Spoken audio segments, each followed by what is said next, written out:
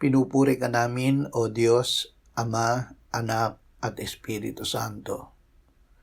Salamat, Ama, na ibinigay mo sa amin si Jesus na iyong anak, na namatay para sa aming kasalanan, iyong muling binuhay, iniakyat at iniluklok sa iyong kanan sa langit. Salamat na ibinigay mo sa amin ang iyong banal na Espiritu, at sa pamamagitan niya ay ibinuhos mo ang iyong pag-ibig sa aming puso. Salamat sa iyong tapat na pag-ibig at habag na laging sariwa tuwing umaga. Ikaw ang aming bahagi at tanging pag-asa. Maghihintay at magtitiwala kami sa iyong kabutihan habang buong puso ka naming hinahanap. Amen.